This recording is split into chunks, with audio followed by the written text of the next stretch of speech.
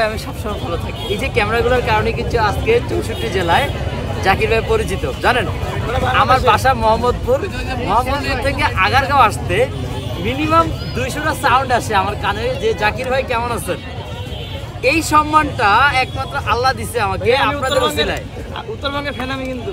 Thank you so much. এই যে আপনাদের ওসিলায় কিন্তু এই শব্দগুলো এখন শুনতে পাই। এই যে মানুষ বলে কেমন আছেন, আল্লাহ চাইছে দেখে আপনাদের ওসিলায় সম্ভব হয়েছে। আমি সবসময় আপনাদের কাছে কৃতজ্ঞ থাকবো ইনশাআল্লাহ।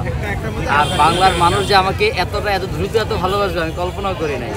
50টা কেক নিয়ে আসছি, 6:30 মানে 1 ঘন্টা। তাহলে 50টা কেক যাইতে কত সময় লাগছে? 60 মিনিট লাগছে। তারও আগে শেষ হয়ে গেছে।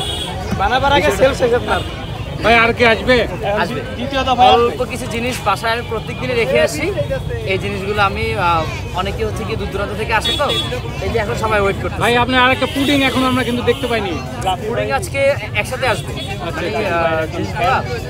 আমরা অপেক্ষা করবো পুডিং এর জন্য। ইনশাআল্লাহ পেয়ে যাবেন। একটু প্রবলেম মানে আমরা তো নর্মালি আমরা 5টার সময় আসি, তার আগেও জায়গাটা খালি থাকে, তখন অনেকে এসে বসে পড়ে। হ্যাঁ, বিষয়টা হচ্ছে এরকম। এমনিতে আলহামদুলিল্লাহ আপনার জায়গা থেকে অন্য কেউ আসা বসতে পারেন। আশা করি বসে। আপনার কেকের সেল আগে থেকে কেমন অনেক বাড়ছে। এখন প্রতিদিন আপনার কেমন সেল যাচ্ছে? আমি বলি একটু সত্য কথা বলি। কি বলেন? আমার লাস্ট মনে হয় 7 তারিখ থেকে আমার ভাইরাল হওয়া শুরু হয়েছে। 7 তারিখ থেকে ভাইরাল হওয়াটা শুরু হয়েছে। 7 তারিখ, 8 তারিখ, 9 তারিখ, 10 তারিখ, 11 তারিখ না 10 তারিখে একটা শুক্রবার ছিল। ওই শুক্রবার থেকে শুরু হয়েছে যে বেচা কিনা। তার আগে আমার 20টা 25টা বেশি নিয়ে আসতাম না। এই যে শুক্রবারের পর থেকেই যে মানুষ এত পরিমাণ মানুষ হুমড়ি খেয়ে পড়বে আমি কল্পনাও করি নাই। আমার তখন দুজন আমার ওয়াইফ প্লাস হচ্ছে কি একজন শেফ একজন হেল্পিং হ্যান্ড ছিল। তারা দিন রাত কাজ করতেছিল, এমন অবস্থা। মানে ওরা অলরেডি কয়েকজন অসুস্থ, দুজনের মধ্যে একজন অসুস্থ হয়ে পড়ছে, আপাতত রেস্টে আছে। আরও 2জন লোক নতুন করে নিয়োগ দিচ্ছি।